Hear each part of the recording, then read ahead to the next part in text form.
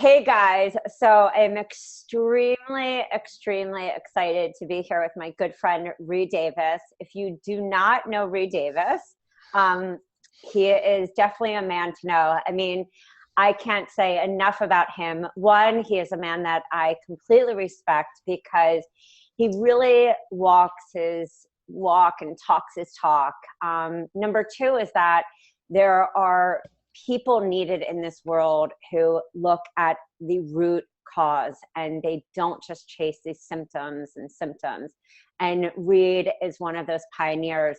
He founded Functional Diagnostic Nutrition, FDN, which most people call it, and is guiding coaches, people just like us, other people, chiropractors, doctors who are coming through his program who are looking for solutions, not just for their clients, but even for their own family, for themselves. And so tonight, I wanted Reed to talk about leaky gut because I think we hear this term, but we don't understand how it affects not only our digestion, but our metabolism, our body, our brain. So I asked Reed, and I said, please, Reed, will you grace us with talking about what you talk about at FDN and record this for the coaches so they get to see what your course is all about, what you're all about, and why I adore you guys so much. So without further ado, this is my good friend, Reed. Thank you so much, Rachel, and it's really good to see you this year. Hope you're having a great new year. I think 2017 promises to be a wonderful time for health coaches. I was talking to a doctor the other day. He's a kind of a nutty professor, my favorite kind. And, like me, in a sense, I get called worse. But he said, because he owns a laboratory and a supplement company, and he loves health coaches. He said, Reed, I'm a doctor. I've been a doctor for God knows, 40 years or something. We need health coaches. We need people who want to help others, but they got to get up to speed. And he likes my program best. He said, this is what he said, we need 50 to 75,000 new health coaches. Like now, we need them now. Because as doctors, they get 10 minutes with a client, with a patient. They can't do the health coaching part, but that's the part that fixes people. So I'm ready to jump in whenever you are. Yeah, jump in. Take us through the whole process. All right. Well, if you see me looking over here, it's because I have two screens. And now we're going to talk about effective health coaching for the gut, how you can fill the needs gap and stop the cycle of trial and error that people are caught in. Now, it obviously will resolve clients' digestive type problems, but almost everything else too. You can, when you learn this system, fill the gap. And really, it's done by using general principles. And you should take this to the bank. Everyone should get their screenshot or write this down now. General principles will outperform specific treatments just about every time. And I'll give you a little bit of the history of how I know that's true. Now, another thing I want to relax people about, there's this idea of finding the root cause. You might never find it, but you don't need to. And I'm going to go over why today. And how to recognize when your client has a metabolic chaos problem. That's what I'm coining their problem as. And not just digestive or leaky gut problem. They've got worse problems or a conglomeration of problems. And I'm going to show you how easily health coaches can sort that out. I think we are the real army of good deed doers who are going to help people the most. I'm absolutely certain that health coaching is going to be the best profession to be in over the next few years. And a little bit about my history. That's when I was in my heyday. I wasn't too bad looking. I had an honest face. People came in the clinic where I worked, and I worked there for years and years. And I was the health director and case manager. Everybody had to see me. I was the chief patient educator. And what frustrated me the most, you've been here, you know what I'm talking about. People had already seen 2 or 3 or 5 or 8 different practitioners before they got in front of me. And I'm wondering, what brings you to our door? Now, we had, a full-blown wellness center. That's why they're there. But I wondered, well, why didn't these other guys fix you? And it took me a long, long time. I served over 10,000 men, women, and children. Mostly by that, I was running laboratory work on women, but they brought me their husbands and their kids. And I made my own observations. The beauty of our system, it's the one that I created myself as a lay practitioner, someone who was just a good deed doer. I just said, I want to be the last person they need to see. What do I need to do? Now, that might have seemed really naive back almost 20 years ago, but that's what I thought. I can figure something out. I'm creative, and I'm, not too stupid. And so I made my own observations about who got better and who didn't. I was actually a really good researcher. And here's something that you won't be a surprise to you. This was interesting. Those same complaints, people with the same complaints, it was different causes. And sometimes those causes were very far removed. And to this day, I want to tell you, there's no one test that's going to tell you what the real cause is in every case. You can get close, you can have an effect on it, like I said. But what I found out, and this is, if you think about it, just look back on a 10-year period when I was actually helping people more than the other 5 or 8 doctors they'd already seen. What was I doing? I was doing no more than applying general principles versus specific treatment. So I was able to outperform standard medicine and a lot of other modalities and things because I understood what the general principles were, figured a few things out, identified this needs gap, figured out what fills it, ending that cycle of trial and error for thousands and thousands of people. Really pretty remarkable and fun. And now I teach, what I learned and what we've learned since then. So people are coming to you, Rachel, all the time, and your friends that are listening, all the health coaches and nutritionists and personal trainers and people who aren't, we do have quite a few chiropractors and acupuncturists, but it's mostly the lay professional, the health coach practitioner. This is what we see in the office. All of these have something in common. And they might all have leaky gut in addition to this, but what they all have in common is they are the result of and contributors to metabolic chaos. I love this term. You guys can borrow it, use it all you want. And this is what it looks like. I'll get into the explanation. People are caught in this cycle of trial and error. They've been to the doctor. As I said, a lot of our clients had seen 5 already, and they were offered drugs and surgery, or they were offered nothing. Rachel, feel free to jump in any time. Just confirm for me that you've had people who say, I went to the doctor, I told him I was tired and fatigued and overweight and, kind of moody and my foggy thinking, or on and on and on. But he says there's nothing wrong with me. He did my blood work and said there's nothing wrong with me. Well, I mean, I even told you about my own experience of, having Lyme and having leaky gut and heavy metals. And, I think that for most people, even if you look healthy from the appearance, somebody can go and dissect a certain part. So maybe they nail this one aspect, but they're not looking at the whole picture. Or you have clients that are coming in and saying, I don't get what's wrong. Like all my tests come back, exactly what you said, all my tests come back normal, but I know something is seriously wrong because I'm not sleeping, or my hair's falling out, or I can't lose weight, or I can't go to the bathroom, or I'm depressed. I mean, there's such a long laundry list, or I have severe allergies. I'm now allergic to everything. I can eat 2 foods.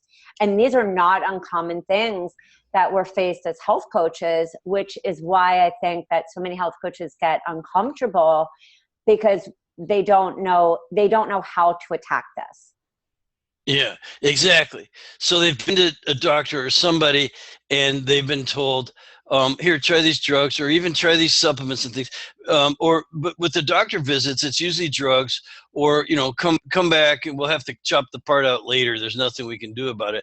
Or they've been told nothing's wrong with you. So what people do is they get into different diets, different exercise programs, different therapies. They go through this trial and error, and they spend a lot of money doing it a lot of times. Now they might get them a little bit ahead, but then they go try the next one. And then they go try the next one. And I call it a needs gap and a cycle of trial and error. Now, I didn't figure this out overnight, but again, working with thousands of people over years and years and running a lot of labs and seeing what some of the underlying conditions were, you know, never diagnosing, never treating specifics, because I'm not licensed to do that and health coaches aren't. But I want to tell you, you can do better than that. When you fill the needs gap by, obviously, don't chase symptoms, but also still relax. The root cause may never be known. But you do have a way of sorting out metabolic chaos, filling that gap. Investigate what's really wrong. Apply the process of general principles, a process using general principles. That will repair, rebuild, restore function over time. Things actually heal. Problems go away, their main complaints, even their secondary, tertiary complaints go away, and both needs are met. Now, what I mean by that is when you meet your client's needs, they're going to meet your needs. You won't have to market as much. And that's where sustainability comes in. I think that's an important thing to talk. I want to point out two things. And sorry, Reed, but you said interrupt if is that one, I want everyone to just hear this, and something that Reed said, which is why I have such massive respect for him and why it's so pivotal that you guys either follow someone like Reed or attend a school like this, is that what he's saying, which is very different from what other schools say, is you're not diagnosing. That is not what coaches can do. You're not saying you have this. You're looking at a system that Reed has laid out and you're check marking each system so that you're following these guidelines. You're not saying you have this. And the second part of that is when you have those guidelines and you know how to approach and you have a system for success, you then have sustainability with a client. And that means, just like I had, you know, people who came to me 7 years ago still contact me. I saw their children. I saw their grandchildren. I saw their, you know, the husband and the wife. That's sustainability. Because when you have success with one person, that person tells another person.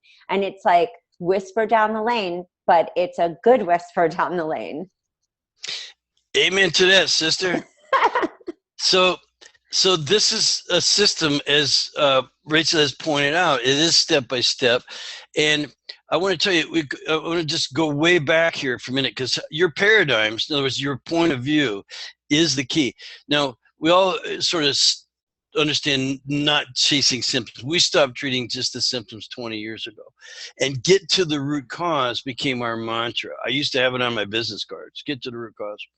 But that paradigm too is fading in its importance, because that's based on the idea that, you know, if I run enough labs, or, you know, I find the right lab, that's going to tell me what the problem is.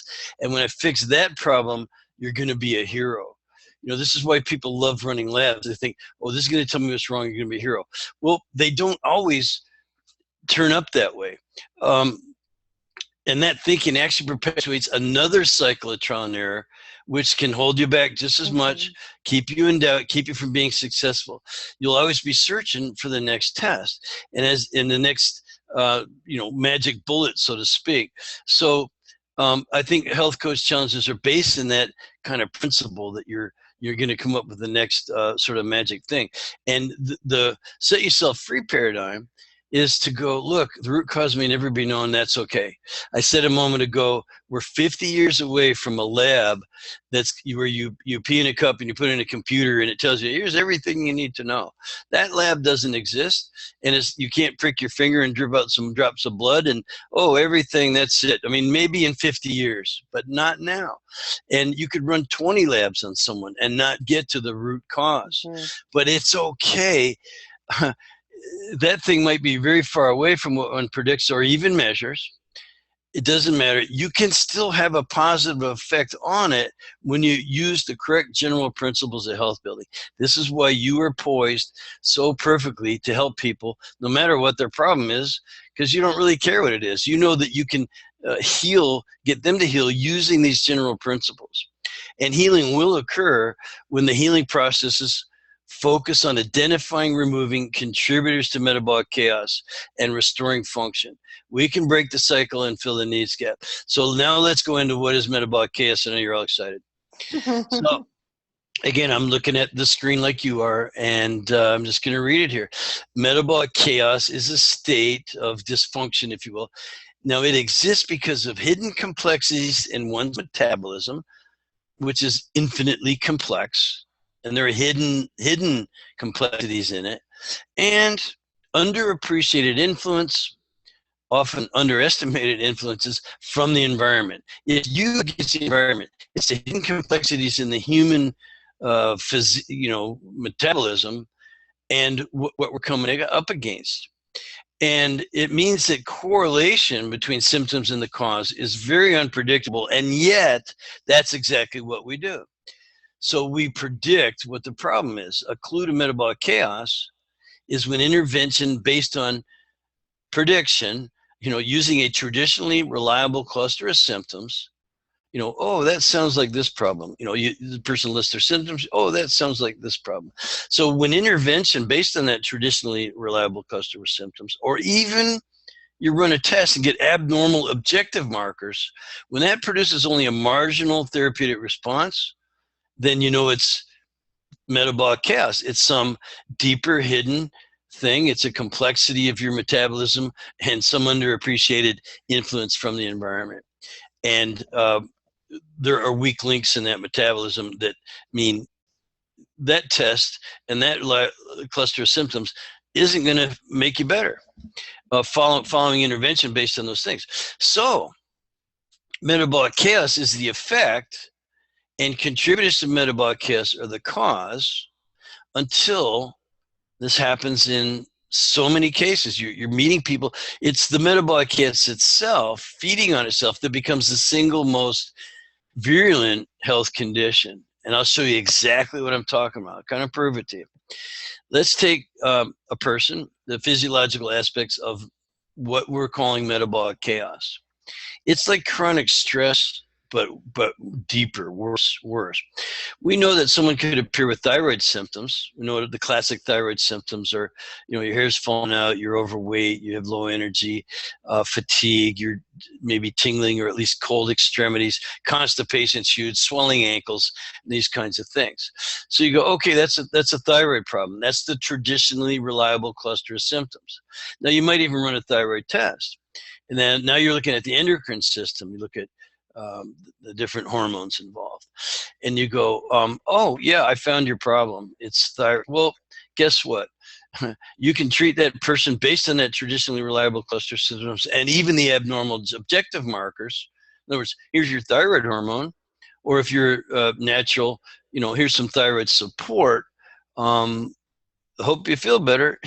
But when really there's something at cause, and it is going to be the result of metabolic chaos, and that endocrine dysfunction also will contribute to metabolic chaos, and something else will appear. So you can hide the symptoms, but if it goes on long enough, you're getting, again, the result of metabolic chaos contributing to metabolic chaos, and that person, depending on their individual weak links, look at the screen in the middle, metabolic weak links in metabolism, those hidden complexities. We do have inborn errors and acquired deficiencies, and things that happen to you over time. Now you might just, depending on the person, end up with neurotissue health. Neurotissue mostly are nerve cells, and you could get a different set of symptoms, and those you could say are a result of metabolic chaos, but they contribute back towards metabolic chaos. Now you've got a person who's unable to break down carbs properly, and they end up with glucose homeostasis. In other words, blood sugar ups and downs that they can't seem to control. And yet they eat perfectly. They go, wow, I eat great. I eat the right amount of protein and fat and perfect carbohydrates and la-di-da. And yet I can't control my blood sugar. What's going on? Well, that is a result of metabolic chaos. It contributes to further metabolic chaos, and end up with fat and protein metabolism problems and mucosal surface, or any other number of things. So, treating one thing and even running a lab or two here and there isn't always going to get that person better. What they need is to apply general principles that's going to fix everything all at the same time. Let me give you another example. Let's take someone. Remember that last person was eating perfectly, and yet had carb metabolism issues, which spilled over into other issues. Now let's take someone who does eat like crap. They're just eating Snickers. They think that's a great snack. And I used to think they were great snacks. Now Good that marketing. I used to. Now that would cause some carb metabolism issues, right? Obviously, you're going to end up with insulin resistance and all kinds of things. So that is going to contribute to metabolic chaos in the rest of the body. It just cascades that way. That's how we work. Now, I changed weak links to vital voids because that's just another name for the same thing. They're voids in vitality. Your vitality, there are weak links, hidden complexities. Vital voids is a good name for it. And that person ends up with fat and protein metabolism, and they don't have a clue why. Even weight and fat distribution, they could have that spill over into immune system problems. This is problems with the inflammatory state. They've got, all of a sudden, they're getting sick all the time, and they don't know why. And then they end up, guess what? They're in someone's office, and their main complaint is tired, fatigued, and constipation, and extra weight, and foggy thinking, and all these different things. And again, someone's going to pick a cluster of symptoms, go, I think it's something like thyroid, run a test. Yep, pat myself in the back, I found your problem. And they're never going to fix that person because they really don't. They don't have the right paradigm, right? So one last thing, and then you can jump in here. Again, this just cascades, and that's how it works. Neurotissue, brain fog, cloudy thinking, whatever it might be. So we know not to chase symptoms, but we also are taking it to another level now, and understanding that the metabolic chaos or chronic stress cascade works like this. You got hidden stressors, hidden complexities, different imbalances. If not soon resolved, if you can't get out of that environment quick enough and get back to normal, it will cascade into other areas. And metabolic chaos develops, causing serious dysfunction in some people, leading to disease and symptoms. Now, the problem is the metabolic chaos now. It's become really, that's your, it's just too hard to sort out. It's too late in the game. It's not too hard to sort out, but it isn't going to be one thing to work on. Weak link dependent, metabolic individuality, and how the problem appears or shows up is the symptoms. So if you're just treating those, or if you're even relying on a cluster of symptoms to tell you what the problem might be, and even running a test, one test, it just doesn't work. That's why people don't get better. That's why I was seeing people who'd already seen 5 or 8 doctors going, well, they treated my thyroid, and then they said it was my sex hormones, and then they said it was irritable bowel, and then they said, these kind of things. So let's take a traditionally reliable cluster of symptoms as an example. And if you want to jump in there, I'm fine. And if not, that's okay too. So this looks like someone that might have what? They got gas, bloating, heartburn, diarrhea, alternating diarrhea, constipation, all these different things, excess or decreased appetite. It looks like a digestive client, right? That's your traditionally reliable client, symptoms. Oh, that's definitely your digestion. Let's do standard assessment would be you've got indigestion, leaky gut, parasites, something, and then you'd run a test and go, yep, found your problem. It's here's your medication. Whatever it might be, or supplements if you're not licensed to write a prescription. Now, some symptoms might even go away. You help that person, but what happens is symptoms come back, or even more likely, new ones appear. So what's going to happen? Oh, well, whatever those symptoms are, the traditionally reliable cluster symptoms, you run another test. Yep, I found it now. Not, we nailed that first one, but now you've got sex hormone problems. You got low libido and muscle tone, and your energy and things are down. So that must, here's your new diagnosis, and here's your new prescription. And this is why we find people on 6 or 8 or 9 medications. People are walking in, they're on 6 prescriptions. What the H is that all about? Or some other letter, whatever one you prefer, So they're stuck in a new trial and error system. just going from doctor to doctor, getting test to test, getting diagnosis to diagnosis, and treatment plan to treatment plan. And, that's why I refer you to lesson 2. Now, here's the way I look at stuff. Same cluster of symptoms. Do I want to just have them stay stuck in that cyclotron or no? I want to just call them a metabolic chaos client and proceed accordingly, which is what I'm going to share with you now, okay? Okay. So since we're talking about GI, and I could apply this to any system that you want, it's really incredibly important. There's as many neurons, which are nerve cells, as the entire spinal cord in the GI system. It contains every neurotransmitter found in the brain and central nervous system, and it has its own independent nervous system. Surface area is as large as a tennis court. If you understand the physiology of the gut, it's absolutely incredible. And there are 5 to 10 pounds of bacteria. More cells than in your entire body are in your digestive tract. This helps your immune system, makes vitamins, breaks down food, does all kinds of good stuff for us, but in a dysfunctional state can contribute towards obesity, cardiovascular disease, affect brain, handling of stress. And what does it do? It's basically contributing at that point to metabolic chaos. So the dysfunction is a result of things, and it also contributes to that chaos. And it's really important in terms of the immunity. 75% of the immune system is found in and around the GI system, and leaky gut is basically compromised mucosal barrier. That's what separates the toxic outside world and a very sensitive you. So let's go through it a little bit. Do you mind if we do a little physiology here, Rachel? Please. Okay. So in a healthy digestive and mucosal barrier functioning system, you have people don't think about this often. If digestion begins in the brain, you see and smell food that activates digestion. It's very beneficial to do that. Sense your food before you put it in your mouth. Now you put it in your mouth and you chew it. You increase surface area.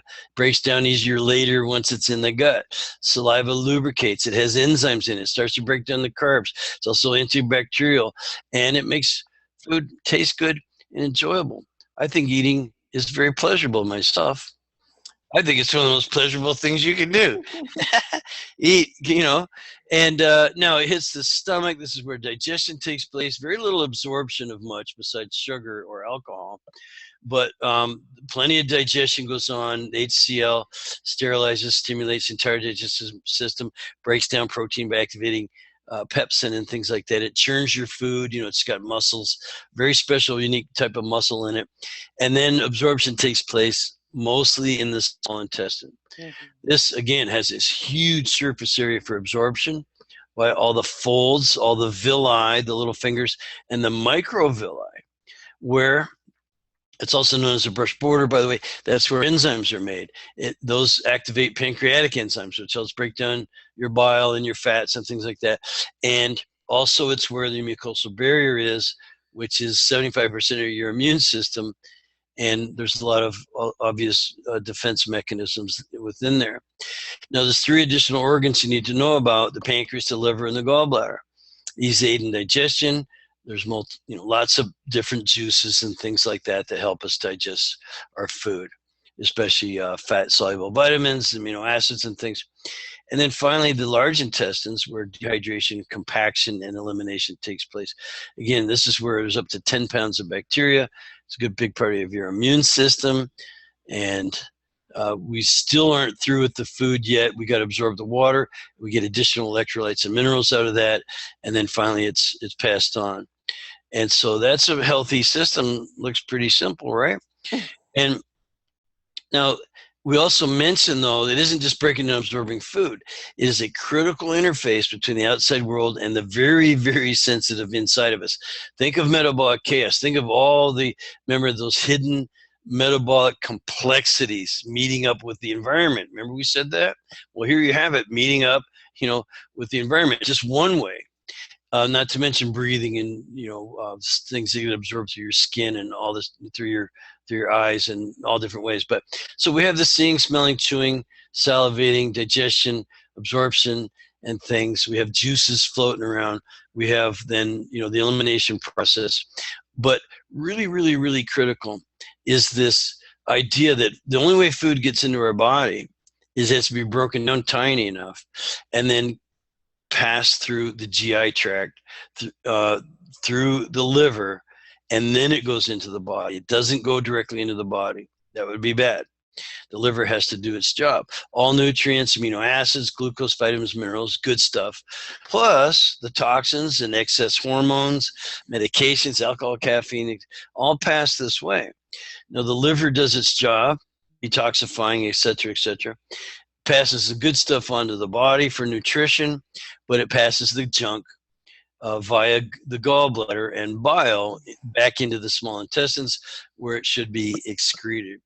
Now, there's lots of little tricks and things going on there. But again, we're looking at a pretty healthy system here, but starting to realize that the mucosal barrier doesn't just let food in, it prevents pathogens from entering the body and therefore the bloodstream by neutralizing and eliminating germs and other particles identified as harmful. The mucosal barrier is 75% of your immune system, or let's just say it's within these elements that you're looking at now. That's freaking critical and amazing.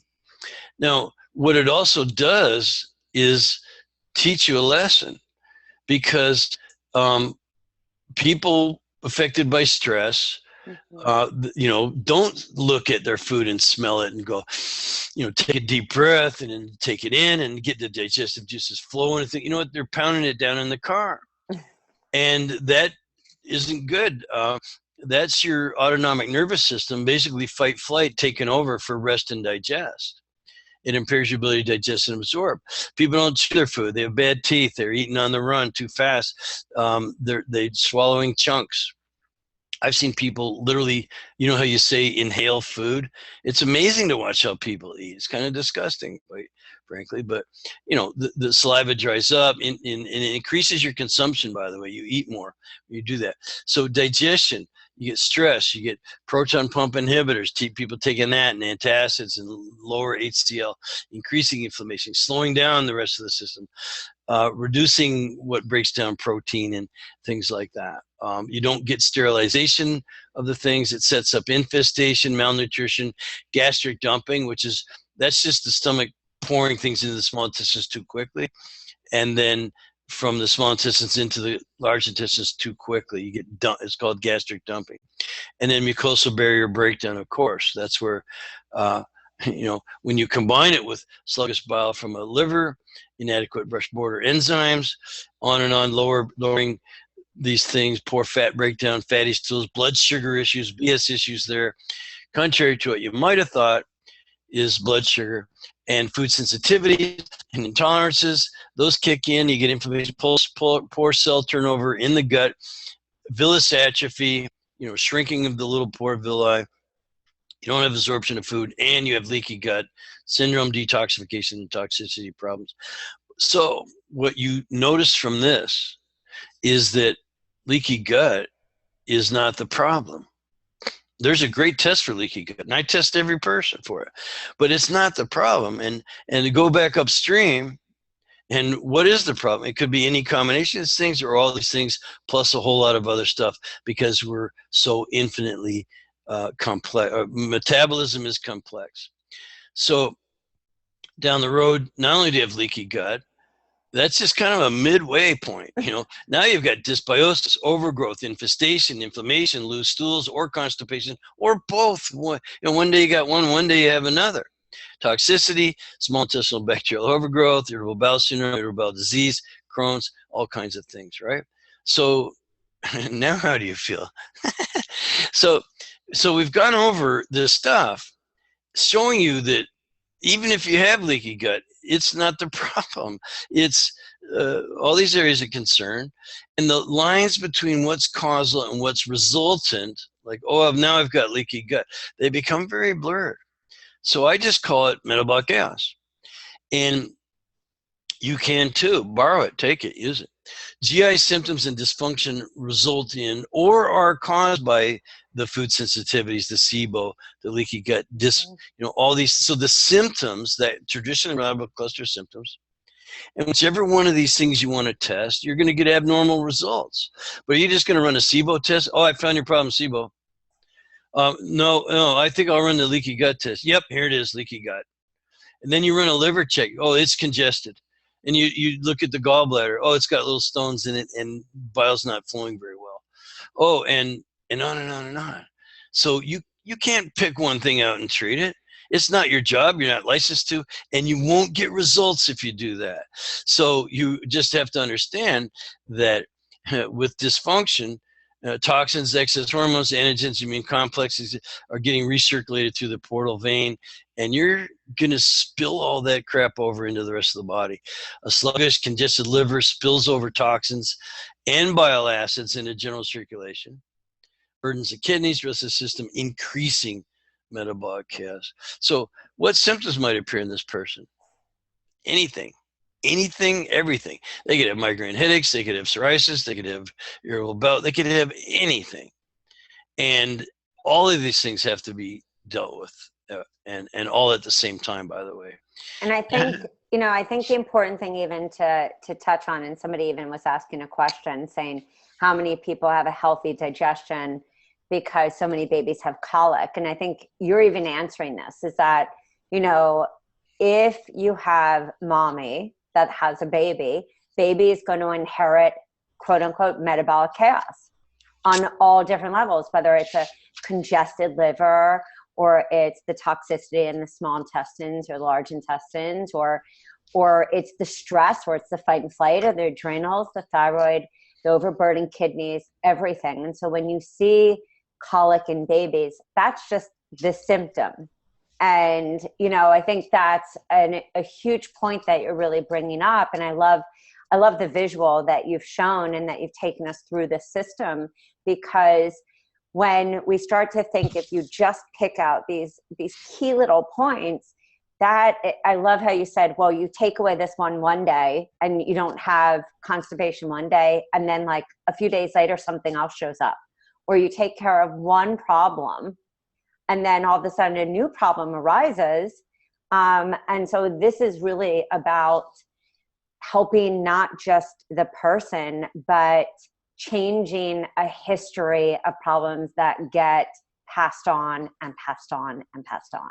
That's a great observation and a good question. Thank you for adding that. And yes, it begins in childhood much of the time. Overuse of antibiotics, all kinds of things can be causal, initiating. And then again, there's that cascade, because then that kid ends up malnourished. Oh, they're not getting amino acids. Well, those make neurotransmitters. Now they misbehave.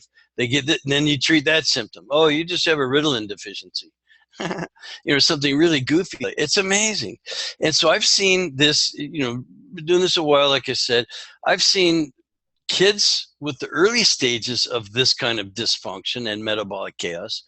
And I've had women come in the office who were 65 or 75 and have had, pardon me for the graphics, but they've had their anuses sewn up and no longer have any bowels. They just took out this part here. I don't know if you can see my cursor. They just take out the small and large intestines, not all the small intestine, but a big part of it. And all of the large intestine, they just take that out and put a bag on your hip and sew up your anus. And, that's the late stages, right before death.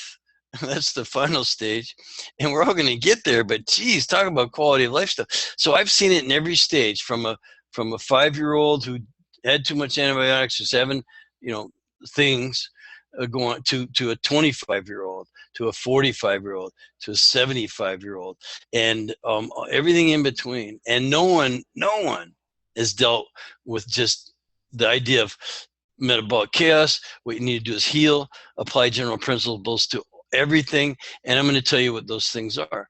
But that's the way it ends up.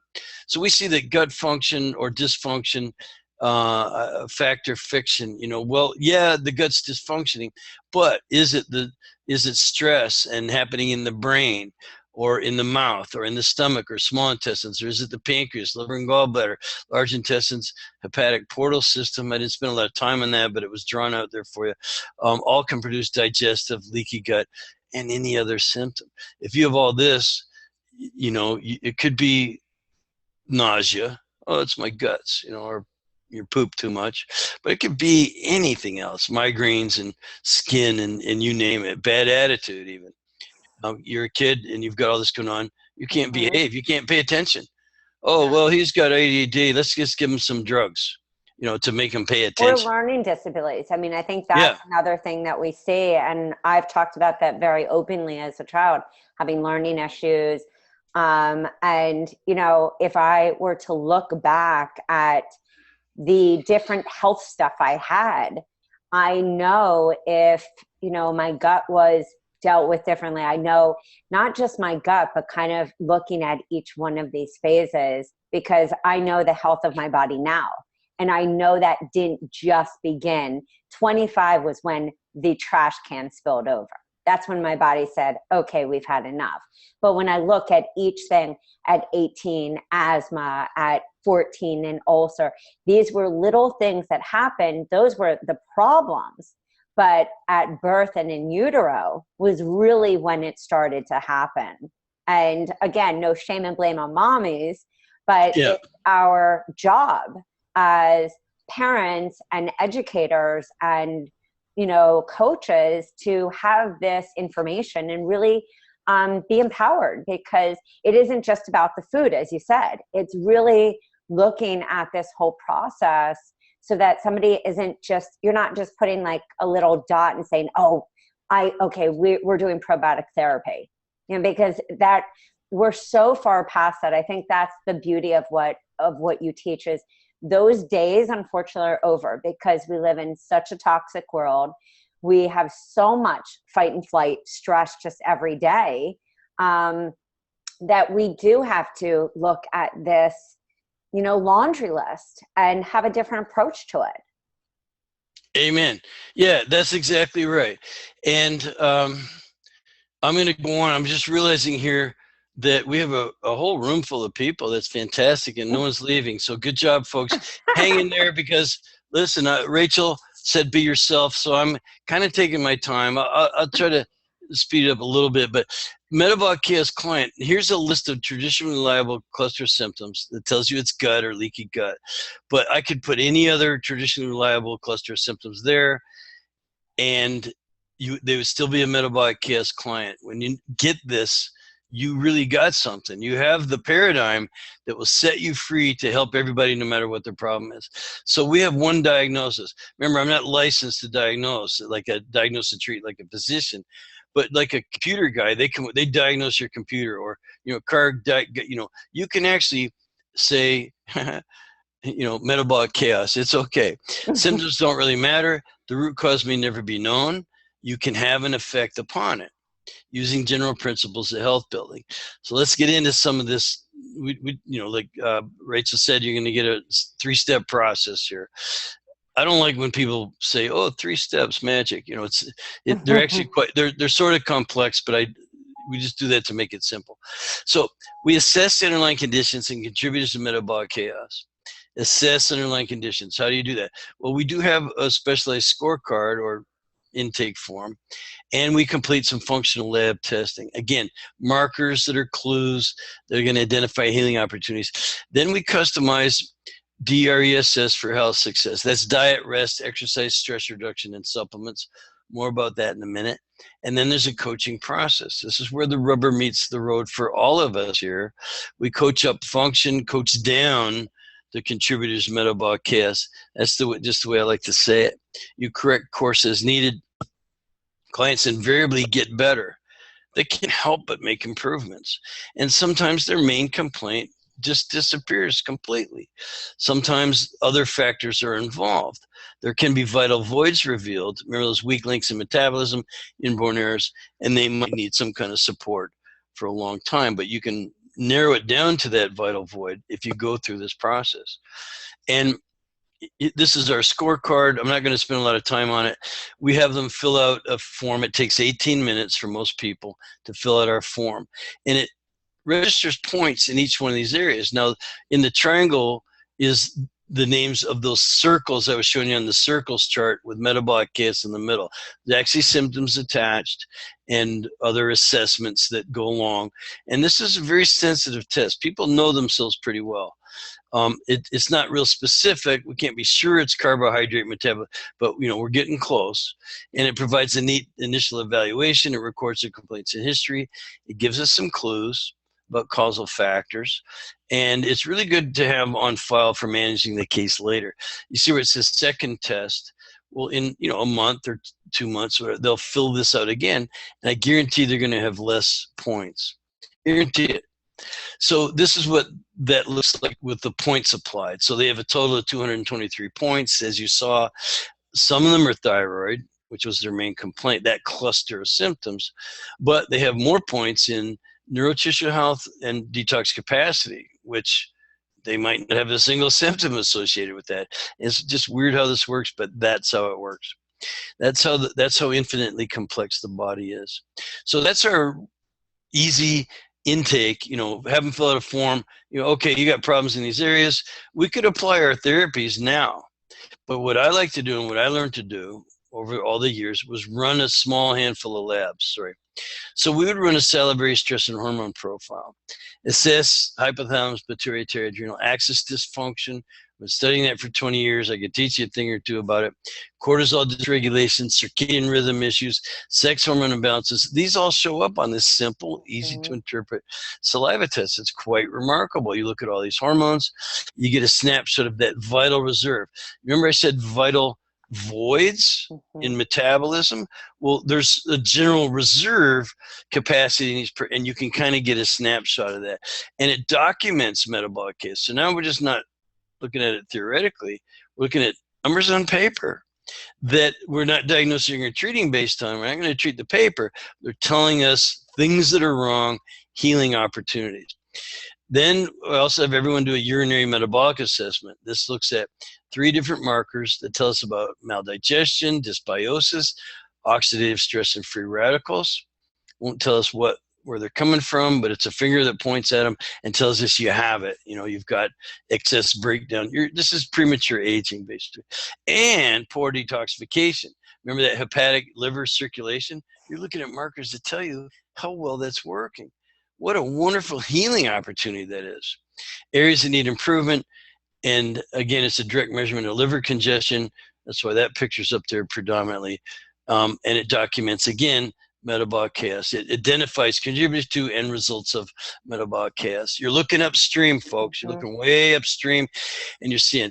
Now I said they could have intestinal permeability problems, and that might not be the real problem, but it's in there, and you do need to assess it because it's a wonderful healing opportunity. So I do run that test in everybody.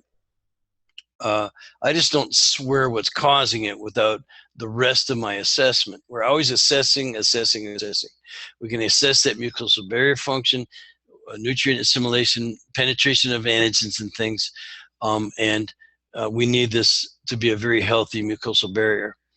As we've said, I like to say we have problems. you're gonna have a lot of problems, lady. Hey, lady, you're leaky. So you're beyond leaky. Yeah. So, now, also, one of the biggest contributors to metabolic chaos is pathogens, unidentified and unhandled pathogens. Now, this is where, we are looking at things that can be very harmful. And sometimes we do get, sometimes run this by the person's personal physician or something like that if they want to get treated that way. Otherwise, they can usually self-treat. Remember, I don't treat anybody for anything, but I can recommend to people some things they could do to coach down these bugs, and that you just coach them down while you coach up function. You can't just run a bug test and go, I found your problem. You have H. pylori. You have Blastocystis hominis or Giardia or any other thing. That's not your problem. Yes, we're going to chase it away. Yes, we're going to crowd it out with good flora. And you're going to coach, we're going to coach that down while we coach up normal flora, good digestion, and on and on and on. It's quite a process, actually, but it's always good to rule these things out. And finally, we run this is just the 5th test. These are the 5 tests I run on every person. We do a whole blood food sensitivity test. This is the only blood test I run initially, along with, again, a stool. That one's urine, that one's urine, and that one's saliva. So we got saliva, urine, stool, easy to collect at home, pretty cheap. And then one test where we got to have them go get a little blood draw. And we have lots of ways of getting that done. So one man's food's another man's poison. It's amazing. I did a consultation with a client today, and she was sensitive to carrots, like among other things. So carrots, well, you know what? For her, it's just wrong right now. So that's step 1, is the assessment. You can do the intake form, get a kind of a idea of things. You confirm everything, all your suspicions, by running a handful of labs, and then you do step 2. This is where the rubber really meets the road. Your address program is how you treat everything. It's diet, rest, exercise, stressors, and supplements. It's intuitive. You know it's true. You can treat everything a person has with that stuff right there. That's it. That's your plan. You have them follow. First, you have to customize it. It's got to be right for them. It's guided by lab work, and it's monitored by lab work too, if you want it, if they're willing to spend the money. But you at least set it up. You customize this plan, and then you run the plan. You coach up function, coach down the contributors to metabolic chaos that you can identify or even get clues about, and observe and correct course. And you watch metabolic chaos fade, and basically you're treating everything at once. Remember when I said that, you probably figured, how am I going to treat everything at once? You do it with a behavior program, and it will outperform them going to someone going, I'm going to treat your leaky gut. Oh, you've got bugs. Oh, I found your problem. It's your thyroid. Those people are all full of crap. They might have those problems, but it's going to fix them. Not the chronic case. And so that's what we're there for. That's what we're all there for. So the behavior program, again, is diet. I'm going to skip over some of the details here: rest, exercise, stress reduction, and supplements. And we've got this down to a science. I've studied this stuff, each one, for 20 years, and I can teach you how to pick and choose for each person and put them on a program. So you assess with the intake form and the labs. You address with the address program. You design a program, then you run the program. This is where you guys, most of you are already experts, getting them to follow a program. You just need to know how to correct course. Everyone can give the first meeting. Like if you ran your labs and you've assessed everything, the report and recommendations, the easy part. I can teach you that in the first couple lessons, how to provide a report of findings. It's, what do you do in the second visit? What do you do in the third visit? How do you coach this person up for 90, 180 or more days, and really change their body around? Well, you coach up function, you coach down metabolic chaos, you induce the behavior that meets their needs, removes the contributor to metabolic chaos, and restores function. It's like sailing a ship. You got to tell them there's no power boating to health. You're going to get one person who says, I'm going to kick butt on this. Yeah, just tell me what to do. I guarantee you I'm going to do this in 3 weeks, not 3 months. Ain't going to happen. The body doesn't heal that fast. You have to honor this process more or as much as any of the other 2 steps. You have to honor this process. Maybe this is the most important thing. And it's like, correct, I love the sailboat, there's currents in the water, there's wind in the sails. You have to tack and come about. You zigzag. You can't powerboat to health. It's like this. You see this little stick in the rocks thing that I put throughout my presentations, indicating we're trying to seek balance. We coach up vital reserve, that vitality, while we coach down contributors to metabolic chaos. You use diet, rest, exercise, stress reduction, and supplements. You get rid of the bad stuff. Simple enough. And then you end up with a person who was 223 points, and a month later, but by 90 days, everyone's much better. Again, vital voids may appear. Like some vital voids get fixed. Some vital voids could be genetic, really deep sort of brokenness. There's people who, like Rachel, exactly what you said is so true.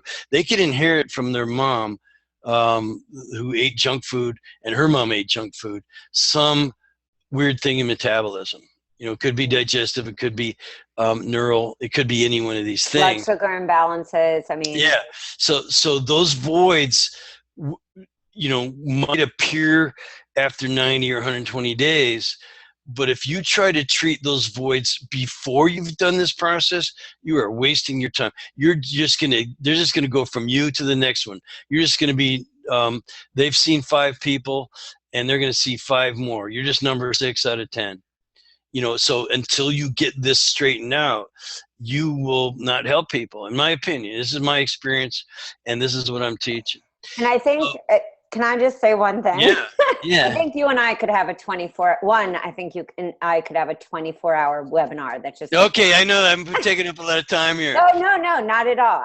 I mean, I love that because, you know, from my own personal experience, and I think that this is so important because this is what brought me to being a health coach, is that I was that person that went in and out of doctors' offices to be told and diagnosed. And again, thank God for a lot of the different doctors that I saw. There were different pieces that were always revealed. So that's very important to hear, guys.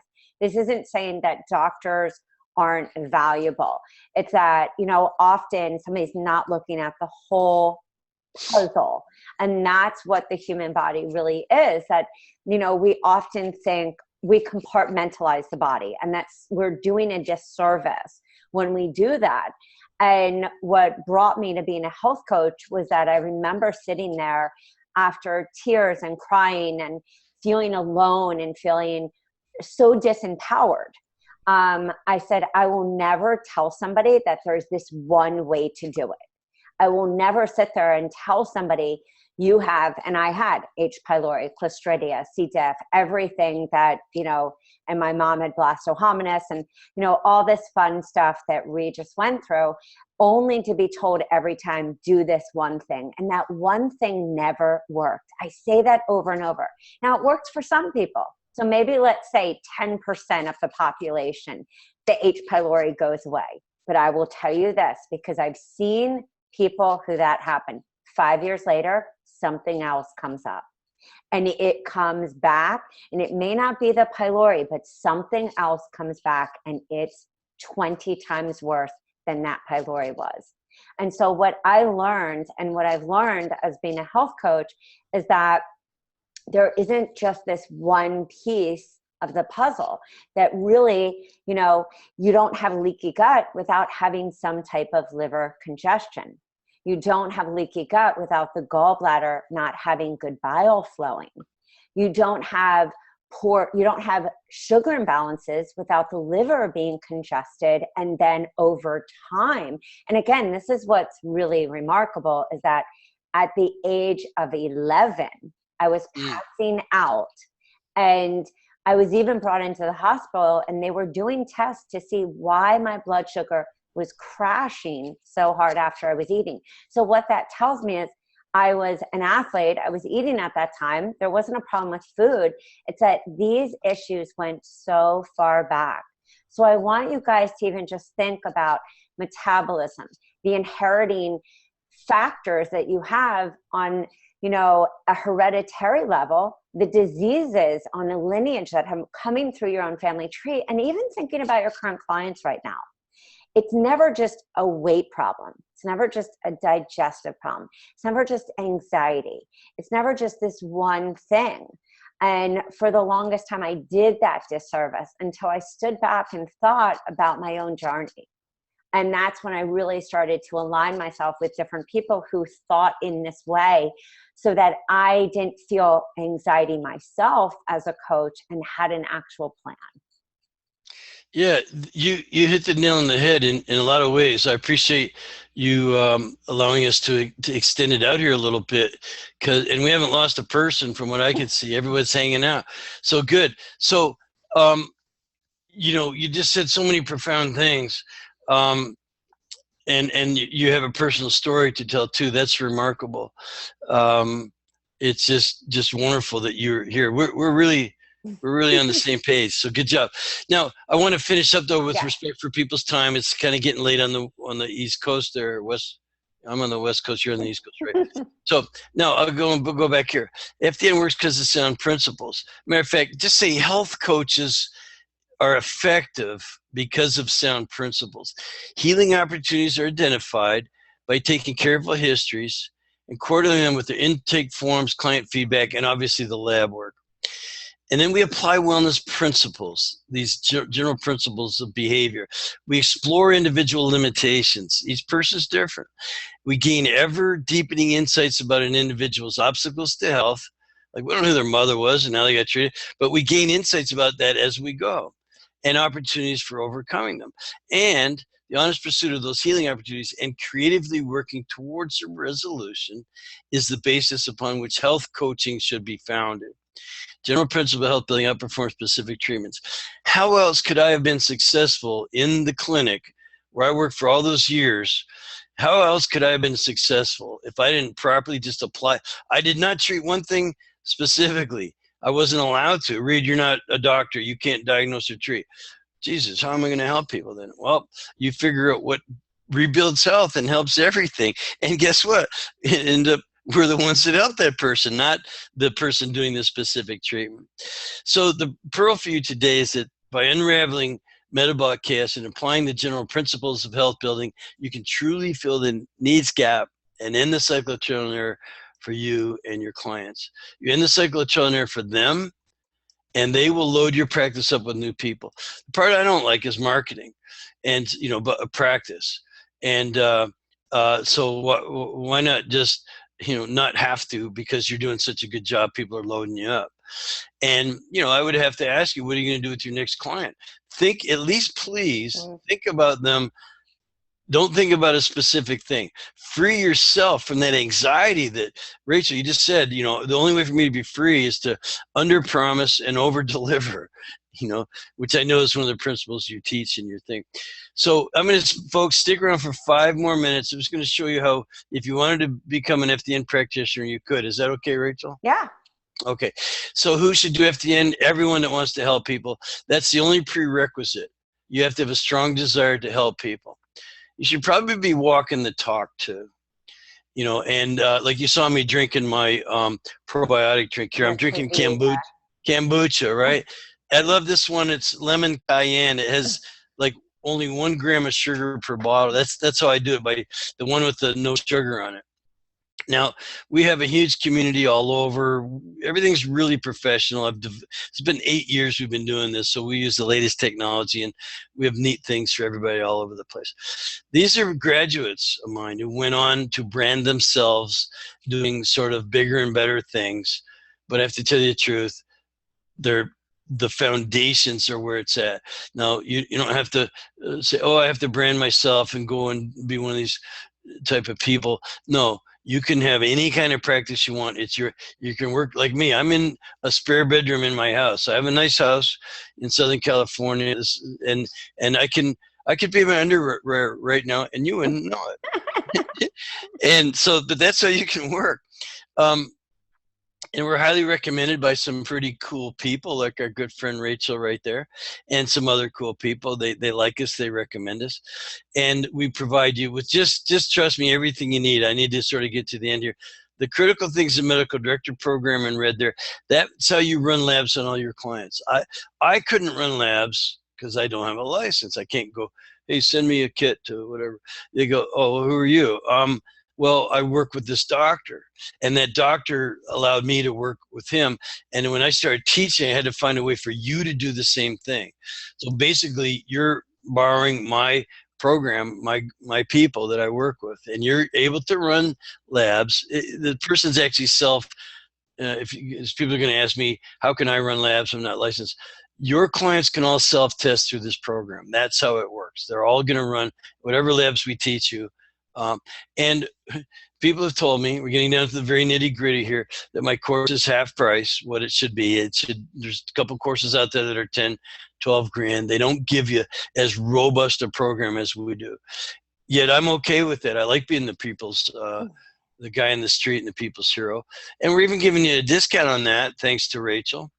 And there's all kinds of bonuses. It's worth a ton of money.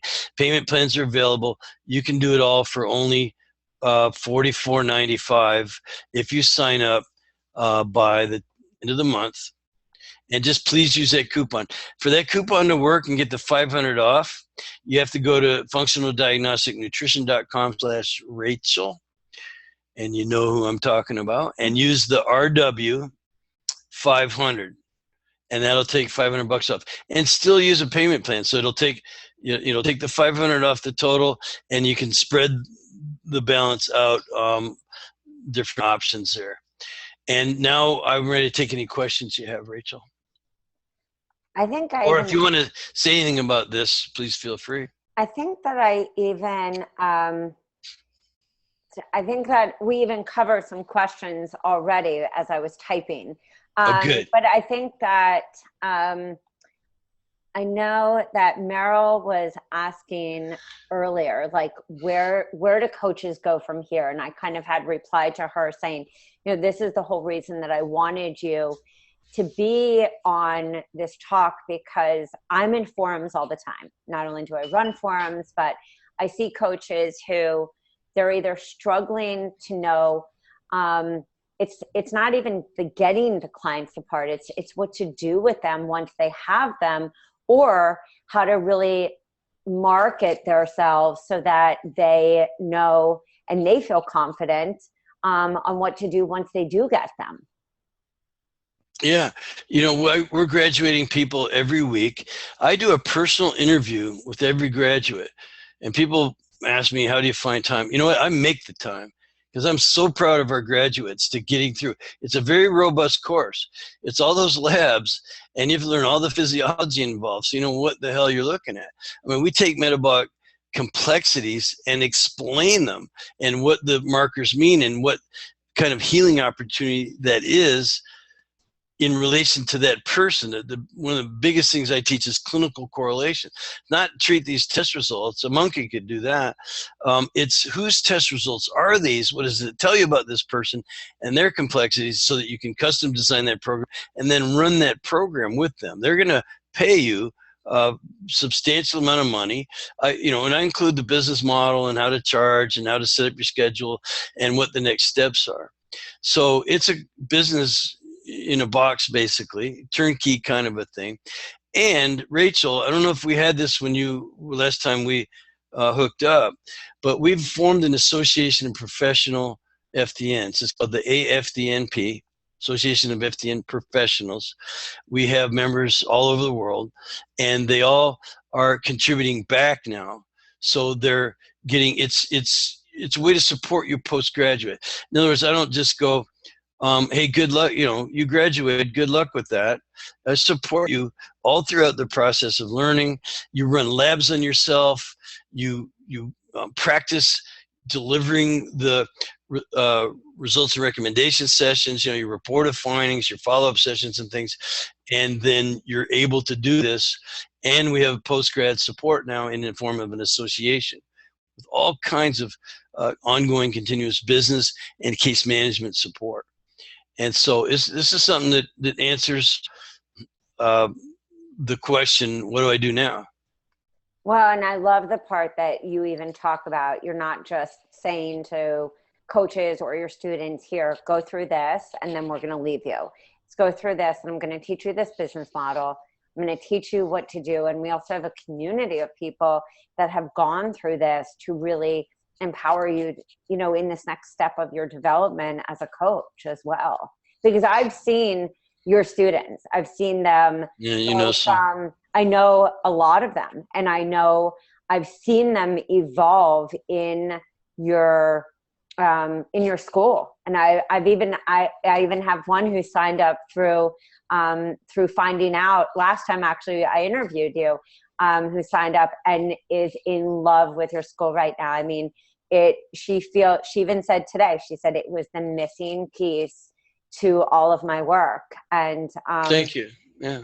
So, I mean, I know for coaches, I know for going through, even if you focus just on mindset, and I think this is an important part, like even if you focus just on mindset as a coach, or even if you don't focus on the food as much, you're still going to have people that come to you and their bodies are not going to be in the places that they need to be for them to get the fullest, for them to be able to really get everything they want out of life. Because I don't know one person that I talk to who doesn't have some level of immune dysfunction, some level of anxiety, some level of sleep issues, some level of thyroid, adrenal fatigue.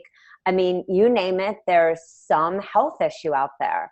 And when we don't have the tools, even individually, to know how to address that, how can we wake up and really embrace life? And I think that's the biggest thing that I look at when I see all of those systems working together. If we have blood sugar imbalances, it's not just about eating protein or fat. It's how we're really metabolizing food into energy. It's all the processes working together. And I think you really brought to light this old way of thinking and looking at the body is not working anymore in today's toxic world, in today's world where we are bombarded daily with fix this, fix that. Yeah, you're hitting the nail on the head again. I'll keep going back to working in the clinic where I had to prove this. This is not theoretical stuff. This is what I did for years and years and developed, and I was almost pushed into teaching. Like, you have to teach, Reed. The lab that I was using, I used different labs, but one of the main labs said, "Who the hell are you? No one runs this many labs. Joe Mercola has 5 doctors working for him. You, this nutritionist in California, run more than his whole office." And I'm like, I don't know, man. I just work hard. I like helping people, so that's what I do. I didn't know that I was doing anything. I just did it to do it, because I like helping people. And it turned out to be quite a thing. Made my own discoveries. I documented everything and put it all together in a training program. And it has evolved. This training program isn't what it was when I started 8 years ago. It's amazing. It's fully evolved, and we continue to update and make it relevant and stuff like that. But I want to say, yes, I worked in a clinic, but I feel like I almost invented the distance coaching method, because I was doing it years and years and years and years ago. And it was because I would go lecture pretty far away from our office. I lectured at every library and grocery store and meeting place around our office. And I started lecturing farther and farther away. And then when I got so far away, 60 miles, 90 miles away, I'm lecturing, I'm going, hey, there's no way they're going to drive to the office. So I could just leave the kits with them or ship them the kits and work with them over the phone. I did so much work at night. This is back in the day when we just had pagers. We didn't even have cell phone, just like, hey, I'll talk to you on the phone. There's no Skype. I used to mail out a big thick package, about 1/2 inch thick, with all their test results and all my documents, all my graphics and things. That now we do it electronically, distant. But I would work with them on the phone, usually women, and have their husband listen in on an extension. And I would tell him, "Don't worry, your sex life is going to get better." He's like, "Do it, okay, do it." Somebody's asking, how does your school, I think this is a question I've even asked you before. How does your school differ from other schools out there that focus on functional medicine? What makes you different? And somebody's asking specifically about the Functional Medicine Coaching Academy. But what makes you different? What do you offer? And without, of course, I think whenever I'll tell you anything, I'll answer any question. The answer is, number one, it's the only school where you get me, and you get my experience and my observations that I made as a hardworking guy, actually pretty naive. When I think back to, I thought I was going to be I basically was just a nutritionist. My background prior to that was environmental law. So I knew a lot about the environment. When I talk about, hidden complexities of metabolism, meeting up with an underestimated environment, I know that environment. I studied and worked in the environmental industry for a long time. So I had that and good business sort of corporate skills and things like that. But I didn't know that much, back then. And thank God I had really good coaches my mentors were doctors where they're like, wow, this guy is serious. And so, you know what? He's going to be my alter ego. Like, there are these physicians who were handcuffed into their system. You know, what will insurance pay for, diagnosing and treating, writing prescriptions, things like that. But they liked me and said, you know, you're a pretty sincere guy, man. So they just gave me all this stuff, like how they're screwed and they can't really help people, and what people ought to really do if they really, you know, had their act together. And I did it all, and I got to do it and make mistakes. We had a very busy clinic, and I was also a very good gregarious, actually, marketer, screener. You know, I would go out and do my bone density screening and cardiovascular screening and just body fat testing. I was everywhere all the time. I showed up everywhere, just looking for people to help. And I had just ways of getting them to do these screenings. And then I would end up in the conversation about, you know, we really want to look at your hormones. We want to look at digestion. We want to look. So we start, well, that's how I got to run labs. That's how I had that lab call me up and go, who the hell are you? Literally, the owner. Who the hell are you? What do you mean? You know, well, no one runs this many labs. Like, how many doctors work there? I go, oh, it's just me. I'm a nutritionist. Well, what, you know, that, you know, so it's, you will not get that anywhere else. You'll get people with the book learning and things. And what I think the other big difference is, I am not licensed. So you don't want to learn from a person who has a diagnosis and treatment mentality. So there's lots of them out there, and they're just plain doctor. And it's one of the hardest things to get. Even some of my graduates are out there, and I think they're cheating. You know, I think they're getting a little too specific, and they're trying to shortcut.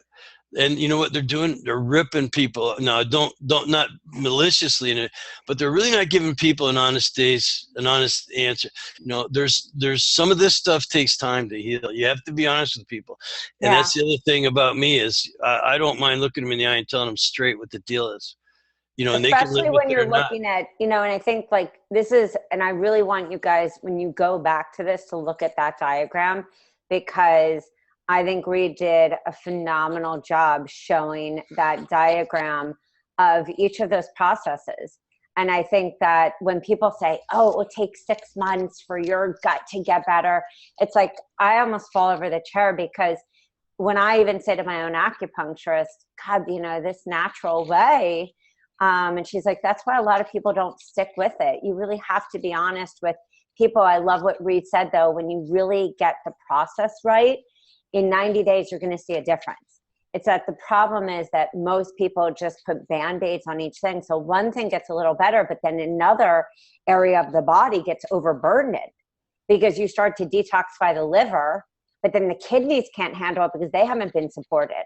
So it's like you're not taking each process properly, and then you're seeing overburdened areas, or you have deficiencies, or you have voids. If each of these areas are not fully functioning, which is why I love those original tests, then there's going to always be a breakdown.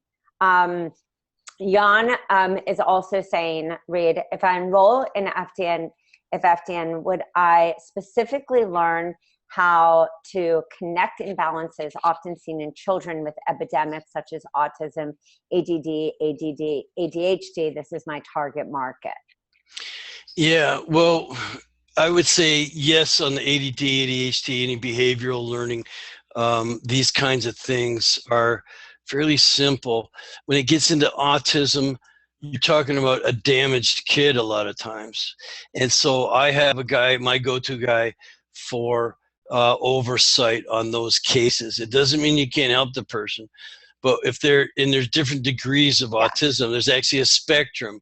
And there's Asperger's, and then there's like profoundly autistic, you know. And so when you have problems like that, it can get pretty intense. What we always did in the office was work with the parents. You got to teach the parent. You know, the children are gonna, you know, it's like they don't do what you say; they do what they see you do. You know, like they imitate. And so you got to basically get the mom. And, you know, if mom walks in and she's got a 40-ounce soda and a cheeseburger in her hand, you got to fix my kids. My kids are little bastards, whatever. I don't know. So, you know, like you go, look, I'm not even going to talk to you about your kids until you get straightened out.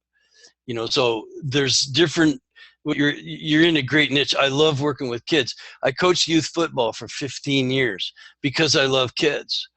And I love seeing them. And I helped a lot of them with their asthma and their ADD and ADHD stuff, you know. I couldn't win on Saturday if I didn't have them at practice. You know, if they're having asthma wheezing attacks and can't do practice, well, you can't play Saturday. Or if you're being disciplined because you're not behaving in school, you can't play Saturday. You know, so I wanted to fix kids, not just so they could play Saturday. That sounds selfish, but I'm just saying, you know, I've worked with kids, and yes, except for that there are certain conditions. This is why doctors are good. They know how bad things can get, and they got tricks that we don't have access to. You know, like I've had doctors just really come in at the right time, the right place, with the right approach to really allow people to stay on a natural program. Natural programs require discipline. You know, seeing a doctor doesn't. So if you are moving a person along, but they start to really struggle with some brokenness, and it's hard, sometimes a physician can be just the trick and actually keeps them in your program. You know, you're kind of just using the doc for his little magic something or other. But Jan, I think a great thing to look at, especially in the work of children with spectrum-related issues, ADD, ADHD, autism, is that looking at the deficiencies is extremely important. Looking at also what pathogens, also the toxicity, heavy metals are very common. Like there are common themes that happen. ATP, carnitine, methylation, you know, there are very key things that are very common when you are looking at spectrum like related disorders. And so when I look at the tests that Rita's talking about, I think that it allows us to step back and say, okay, well, we know what foods clearly are not conducive to a body that needs to not be full of mucus. Oh, I'm sorry, Marina. Oh, Marina. So we know that clearly having, you know, foods that are mucus producing are not going to be great.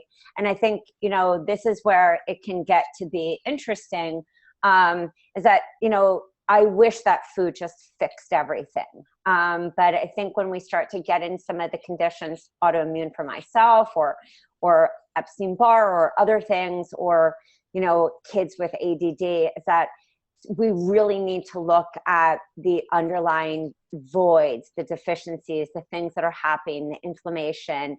Often there's constipation, there's not enough GABA, there's neurotransmitters that are off. There's so many things that are happening that if we don't look at this whole picture, we are, and I said this before, we are doing ourselves a disservice.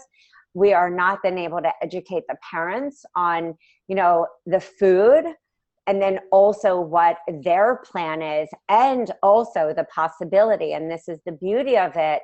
And this is, you know, what I shared today when I shared that testimonial. And I said that I worked hand in hand with so many doctors because they said, you know what, I love what you're doing. Let's work hand in hand. So you're able to run some tests. You can work with doctors that are open to their client, also their patient getting better. And this what is really, that's integrative health to me.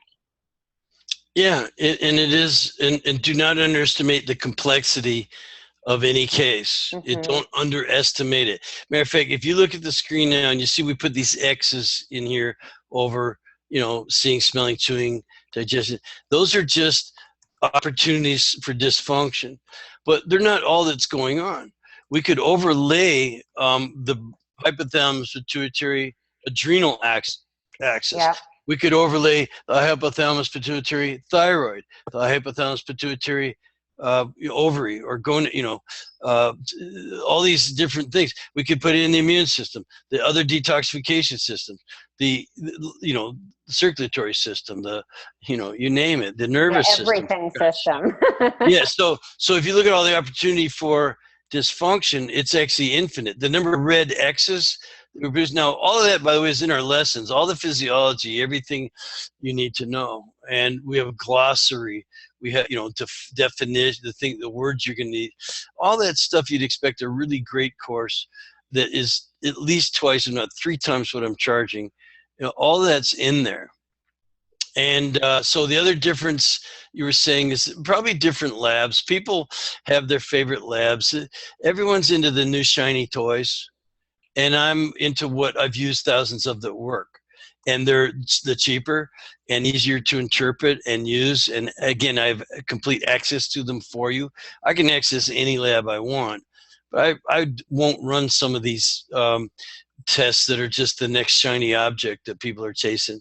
And it's mostly academic pursuit. It's not practical clinical pursuit. I talk to a lot of lab scientists and they're bragging about this and that and this and that. They've never helped a single person. They've never applied what they know in a clinical setting or, just helping people. It's all theoretical to them. Yeah. So of course they're going to come up with new ways to measure stuff. And a lot of times I couldn't care less. So you'll find that is a difference. Mine are tried and true. There's others that are maybe a little fancier. I don't, just bells and whistles is all I can say. But again, my course is the only course where you get me and my friends. Well, we are going to end this tonight. What I will say is, thank you. First off, thank you so much. You know how much I just adore you, your openness and your ability to share so much. I will put this link also in the replay. So I just emailed Jessica so she could send this to me, or you can send this to me right after. Okay. And guys, if anyone does have any questions, there were some questions coming in about FDN or anything, feel free, you know where to find me. And if there are questions that I can't answer that maybe Reed support needs to answer, I can connect you as well.